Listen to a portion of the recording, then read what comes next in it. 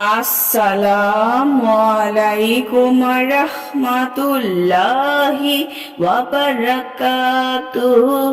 সুপ্রিয় সম্মানিত দর্শক ও শ্রোতা, আশা করি মহান রব্বুল আলামিনের দয়ায় আপনারা সকলেই ভালো আছেন। সুপ্রিয় সম্মানিত দর্শক ও শ্রোতা, আজকে হযরত উসমান রাদিয়াল্লাহু তাআলা আনহু থেকে একটি ঘটনা বর্ণনা করব। ঘটনার শিরোনাম হচ্ছে উম্মতে মুহাম্মাদের মুক্তি। সুপ্রিয় সম্মানিত দর্শক ও শ্রোতা, আপনাদের নিকট অনুরোধ থাকবে ঘটনাটি শেষ পর্যন্ত শোনার।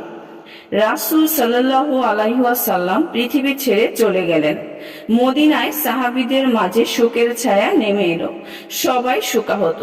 খিলাফতের দায়িত্ব দেয়া হলো হযরত আবু বকর রাদিয়াল্লাহু আনহুর কাঁধে।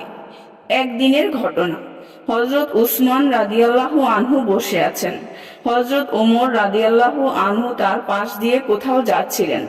উসমান রাদিয়াল্লাহু আনহুকে তিনি সালাম করলেন, কিন্তু উসমান রাদিয়াল্লাহু আনহু তার সালামের জবাব দিলেন না।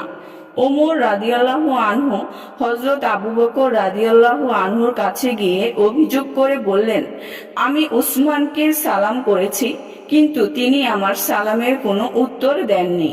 তখন হযরত আবু বকর রাদিয়াল্লাহু আনহু হযরত ওমর রাদিয়াল্লাহু আনহুর হাত ধরে হযরত উসমান রাদিয়াল্লাহু আনহুর কাছে এলেন। উসমান রাদিয়াল্লাহু আনহুকে জিজ্ঞেস করলেন, উসমান, তোমার ভাই তোমার পাশ দিয়ে যাওয়ার সময় তোমাকে সালাম করলো, অথচ তুমি তার সালামের উত্তর দিলে না কেন? হযরত উসমান রাদিয়াল্লাহু আনহু বললেন, আল্লাহর কসম, তিনি যে আমার পাশ দিয়ে গিয়েছেন এবং আমাকে সালাম করেছেন সেটা আমি টেরই পাইনি। তখন হযরত আবু বকর রাদিয়াল্লাহু আনহু বললেন, তাহলে নিশ্চয়ই তুমি কোনো বিষয়ে চিন্তিত, বলো তুমি কোন বিষয়ে চিন্তিত?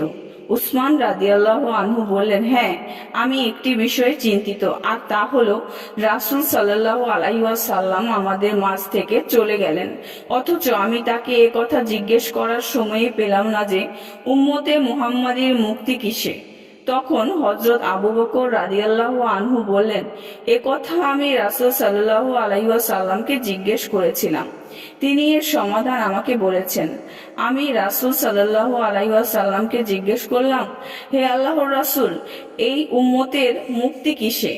তখন রাসূল সাল্লাল্লাহু আলাইহি ওয়াসাল্লাম বললেন, এই উম্মতের মুক্তি ওই কালিমায়, যে কালিমা আমি আমার চাচার মৃত্যুর সময় তার সামনে পেশ করেছিলাম, কিন্তু তিনি তা পাঠ করতে অস্বীকৃতি জানিয়েছেন, আর তা হলো লা ইলাহা ইল্লাল্লাহু মুহাম্মাদুর রাসূলুল্লাহ।